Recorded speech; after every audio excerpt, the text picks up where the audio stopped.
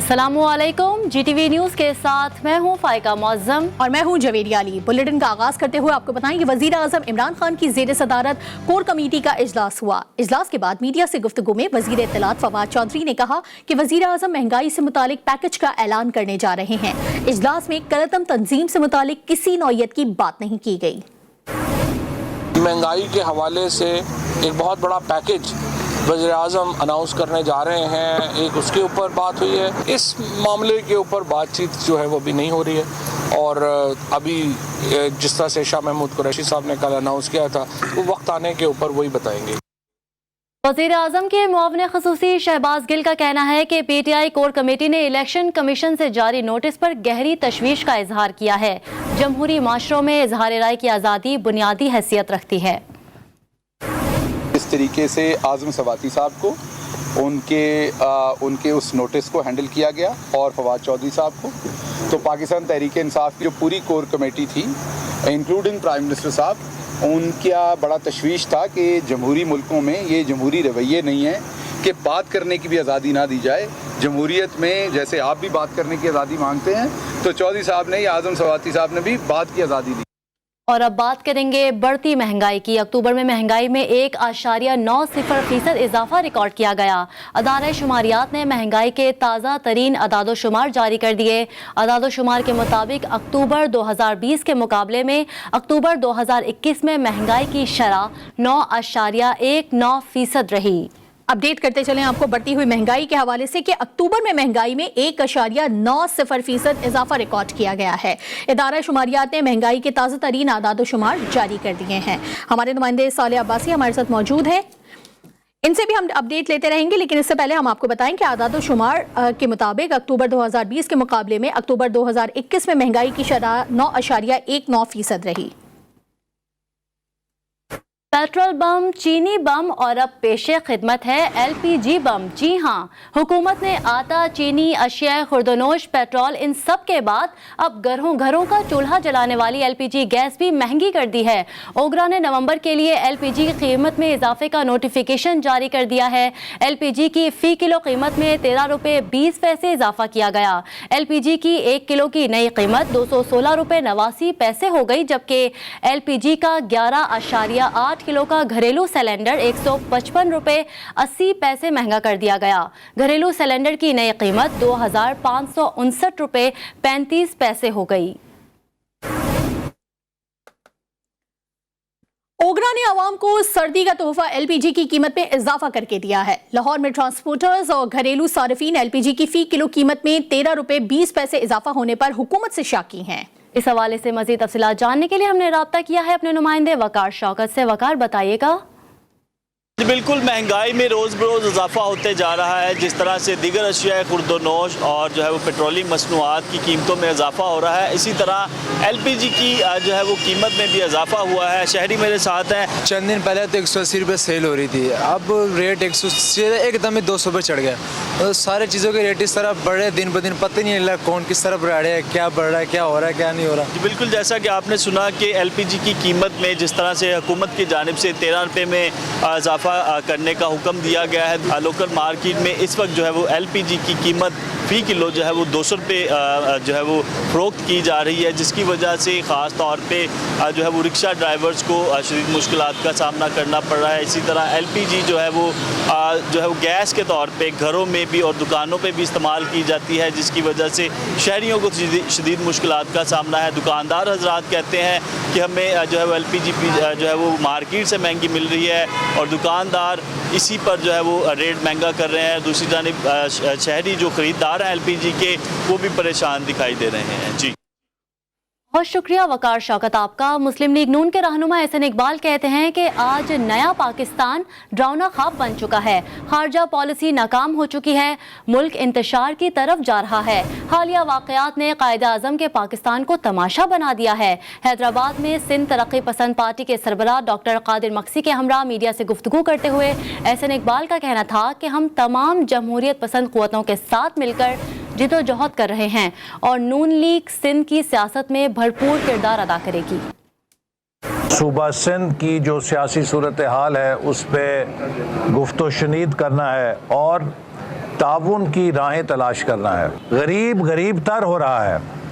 इस मुआशी नाहमवारी के अंदर ये मुल्क तबाही के दाने पे खड़ा है और मुल्क की जो इस वक्त खारजा पॉलिसी है वो भी बुरी तरह नाकाम हो चुकी है। मुल्क अंदरूनी तौर पे इंतशार की तरफ जा रहा है और ये सब कुछ उस शख्स की हुक्मरानी से हो रहा है जो नया पाकिस्तान कहता था मैं बनाऊंगा। आज नया पाकिस्तान ड्रोना ख्वाब बन चुका है। पाकिस्तान पीपल्स पार्टी के सेक्रेटरी इतलात फैसल करीम कुंडी ने पीपल्स पार्टी की पीडीएम में शमूलियत की तरदीद कर दी। उन्होंने कहा कि पीपल्स पार्टी पीडीएम का हिस्सा नहीं बनेगी, ताहम अपोजिशन का किरदार अदा करते रहेंगे। फैसल करीम कुंडी ने कहा कि वफाक और पंजाब में तहरीक अदम एतमाद पर पीडीएम का साथ देने को तैयार हैं और असम्बलियों से उनके इस्तीफे और लॉन्ग मार्च के इंतजार में हैं।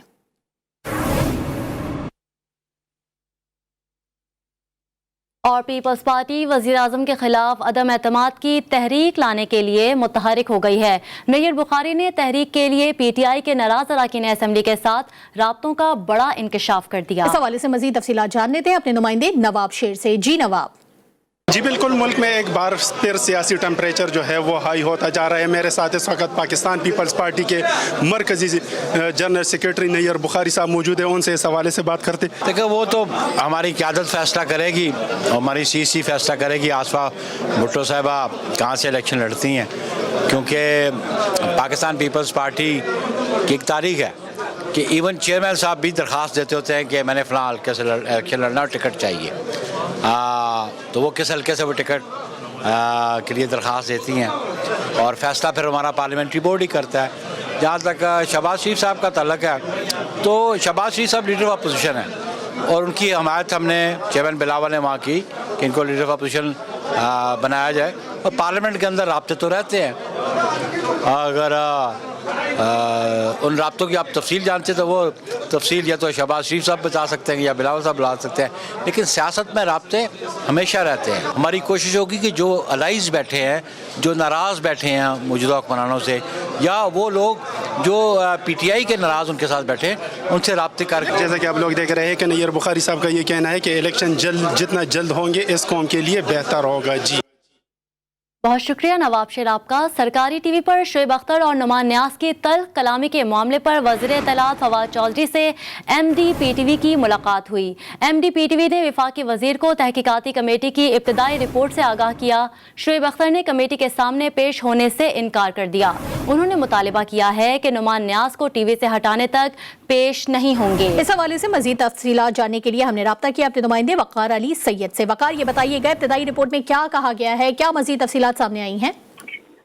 जी देखिए, जो इब्तदाई रिपोर्ट है वो फिलहाल नामुकम्मल है। उसकी वजह ये कि उसमें जो दूसरे फरीक है शुएब अख्तर, उन्होंने कमेटी के सामने पेश होने से जो है वो इनकार किया है। उनकी जानिब से ये कहा गया कि वो कमेटी में जो इत्तेजाजन जो है पेश नहीं होंगे जब तक नुमान न्याज को यानी उनके ओहदे से हटाया नहीं जाता। जबकि उनकी जानिब से इस बात का शिकवा भी किया गया कि नुमान न्याज ने हद तमीज जो है वो रवैया अपनाया। आज अहम मीटिंग हुई इस हवाले से वज़ीर इत्तलात फवाद चौधरी और एमडी जो पीटीवी थे उनकी मुलाकात भी हुई है और उसके बाद उनकी जो शो के दीगर जो शुरका थे, जो इंटरनेशनल प्लेयर्स थे जिसमें वेवन रिचर्ड थे और डेविड थे, उनसे मुलाकात हुई और उन्होंने भी इस चीज़ पे कहा कि शो के दौरान ऐसा वाक़या जो है वो नहीं होना चाहिए। तो दोस्ताना माहौल में ट्रांसमिशन हो रही थी, लेकिन उसके बाद जो है ये मामला जो है सामने आया। जी बिल्कुल, शो के दौरान ऐसा वाक़या नहीं होना चाहिए। वक़ार अली सैयद हमें अपडेट कर रहे थे, आपका शुक्रिया। वज़ीर आज़म इमरान खान से मुल्क की मारूफ कारोबारी शख्सियत अकील करीम डैडी ने मुलाकात की है। मुलाकात में मुल्क की मजमूई माशी सूरत हाल पर तबादला ख्याल किया गया। मुलाकात में मुशीर खजाना शौकत तरीन भी मौजूद थे। वज़ीर आज़म ने कहा कि उनकी तवज्जो मुल्क में देरपा माशी इस्तेहकाम पर है। इमरान खान ने बड़े पैमाने पर मैन्युफैक्चरिंग सेक्टर में तरक्की की अहमियत पर जोर दिया। अकील करीम डैडी ने कहा कि हुकूमती इक़दामात के मुल्क की सनती और इक़्तिसादी तरक्की पर दूरदर्स मुस्बत असरात मुरत्तब होंगे। और अब बात करेंगे बलोचिस्तान की सियासी सूरत हाल की। बलोचिस्तान अवामी पार्टी के तर्जुमान सरदार अब्दुल रहमान केतरान कहते हैं कि वजारतों के हवाले से तमाम दोस्तों से सलाह मशवरा करेंगे। वज़ीर आला अब्दुल कुद्दूस बजिंजो ने फैसला किया है कि जाम कमाल ने जो 3 वजारतें अपने पास रखी हुई थी वो भी अरकान असम्बली को दी जाएंगी।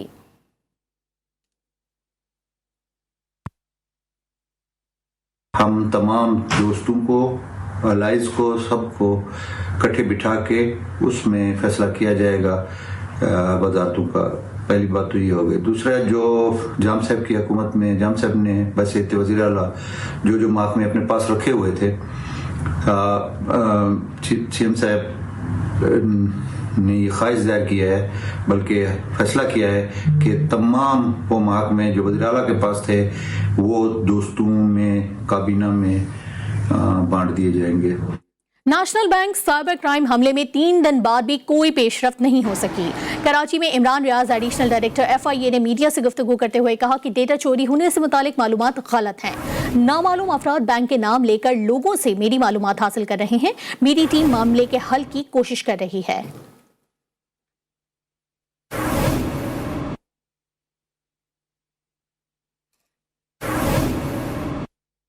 आगे बढ़े आपको बताएं, सुप्रीम कोर्ट के अहकामात पर अमल दरामद नस्ला टावर को गिराने के लिए 5 कंपनियों ने हामी भर ली। डिप्टी कमिश्नर की ज़ेरे सदारत अहम इजलास में इमारत गिराने के मामले पर बात की गई। 4 मुकामी कंपनियां रिवायती तरीके से टावर गिराने की हामी हैं, जबकि एक बैनुल-अक़वामी कंपनी कंट्रोल्ड ब्लास्टिंग से इमारत गिराने को तैयार है। सिफारिशात कल कमिश्नर कराची को पेश की जाएंगी। इजलास के हवाले से मजीद बात कर लेते हैं अपने नुमाइंदे रिजवान अहद से। रिजवान, इजलास की तफसीलात से आगाह कीजिएगा।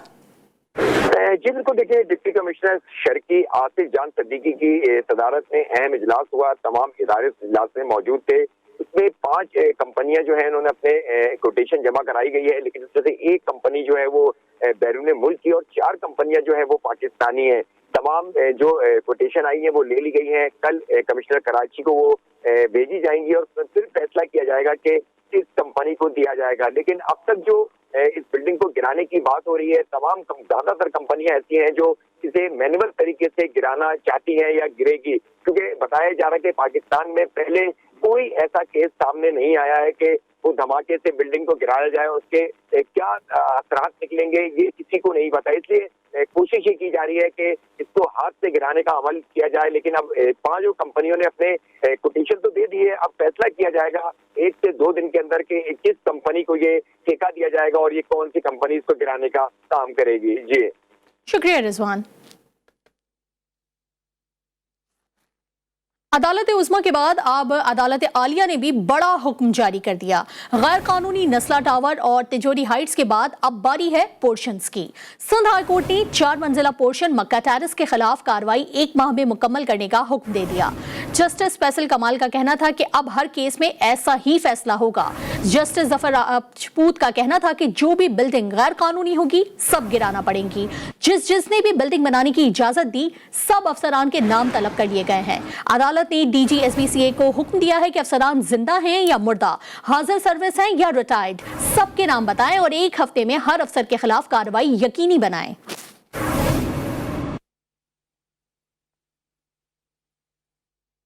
कराची के इलाके गुलशन इकबाल में गैर कानूनी इमारतों के सर्वे का काम आखिरी मराहिल में दाखिल हो गया है। आइंदा चंद रोज में बड़ी कार्रवाइयों का इम्कान है। असिस्टेंट कमिश्नर गुलशन इकबाल अब्दुल सत्तार हिकड़ो ने कहा कि तिजोरी हाइट्स के मालिकान को नोटिस जारी कर दिए गए हैं। इमारत को मुनहदिम करने का अमल शुरू किया जाएगा। तिजोरी हाइट्स को जल्द से जल्द गिराकर इलाका क्लियर कराया जाएगा। वज़ीर आज़म इमरान खान से मारूफ क्रिकेटर सर विवेन रिचर्ड और डेविड गोवर की इस्लामाबाद में मुलाकात हुई। मुलाकात में क्रिकेट के फ़रोग़ बिलखुसूस कम उम्र खिलाड़ियों के लिए सहूलियात और मौक़े फराहम करने पर तबादला ख्याल किया गया। वज़ीर आज़म ने कहा कि पाकिस्तान में टैलेंट की कोई कमी नहीं। हुकूमत नौजवान खिलाड़ियों को बेहतर सहूलियात फराहम करने के लिए इक़दाम कर रही है। दोनों क्रिकेटर्स ने T20 वर्ल्ड कप के मैचों में पाकिस्तानी टीम की कारकर्दगी की तारीफ़ की।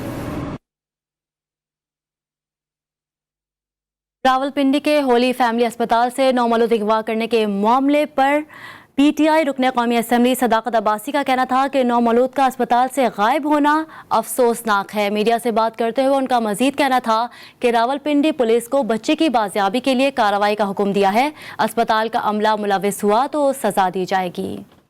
SP ने जो हमें रिपोर्ट दी है कि कल से बिनिश हमारी SP हैं वो लगी हुई हैं और बड़ा ज़्यादा वो इस मामले में पर्सनलाइज कर रही हैं। वालिदैन भी हमारे साथ हैं डिपार्टमेंट लेवल पे और एक पुलिस के लेवल पे, और जो जिसकी गफलत है अस्पताल के अमले की उनको भी इसमें सज़ा, बच्चा जिंदा सलामत मिल जाए। और वो उसके लिए कोई, मैं आपको बता रहा हूँ, जो मुमकिन है वो किया जा रहा है और किया जाएगा। और हम डायरेक्टली हम नुमाइंदे जो हैं वो CP और रावलपिंडी से राब्ते में कि अस्पताल के अमले से बालातर होके, अस्पताल के अमला चूँकि इनकी ज़ाहिर है एक लिहाज से गफलत है, तो बालातर होके इसकी पुलिस के लेवल पे इसकी इंक्वायरी हो रही है। कराची के इलाके फकीरा गोड से मारूफ बिल्डर के असलहे से डकैती का इंकशाफ हुआ है। पुलिस ने 2 मुल्जिमान बिलाल शाह और सच्चल के अलावा बिल्डर को भी गिरफ्तार कर लिया है। इसी पर बात करते हैं अपने नुमाइंदे अली रजा से। अली बताइएगा क्या मामला है, ये क्या कहना है पुलिस का? जी हाँ, बिल्कुल देखिए, डकैती के वाक़या होता है जिसको रिपोर्ट किया गया था एक शहरी की जानिब से। उस पर साइड से प्राइवेट पुलिस ने फकीरा कोट में कार्रवाई करके 2 मुल्जिमान को गिरफ्तार किया था। बिलाल और सच्चल के कब्जे से मोबाइल फोन और असला जो है वो बरामद हुआ था। जब उसकी तहकीकात की गई तो मालूम पड़ा कि ये लाइसेंस याफ्ता एक मारूफ बिल्डर जो सिक्किम टैक्सेस में काम करता है उसका है। जब उसको बुलाया गया और तहकीकात की गई कि आपका कोई चोरी हुआ है या छिना असला, तो वो मुकदमा ना तो कोई दर्ज किया था और उसके इल्जाम में सिंध एक्ट आर्म के तहत जो है मुकदमा दर्ज हुआ उस बिल्डर के खिलाफ भी और उसको भी गिरफ्तार कर लिया है। काम बताया गया पुलिस की जानिब से और मजीद तहकीकात की जा रही है। बहुत शुक्रिया अली रजा। जुडिशल मजिस्ट्रेट शर्की में सानह महरान टाउन फैक्ट्री आतिशज़दगी केस की समाअत हुई। केस में नामजद जमानत पर रिहा होने वाले मुल्जिमान अदालत में पेश हुए। अदालत ने आइंदा समाअत पर तफ्तीशी अफसर से केस की पेशरफ्त रिपोर्ट तलब कर ली। मुल्जिमान की दरख्वास्त जमानत पर कल फैसला सुनाया जाएगा। केस में फैक्ट्री मालिक अली हसन मेठा समेत 7 मुल्जिमान गिरफ्तार हैं, जबकि deputy commissioner Korangi, administrator Korangi समेत 8 मुल्जिमान जमानत पर हैं। अदालत ने केस की समाअत 13 नवंबर तक मुलतवी कर दी।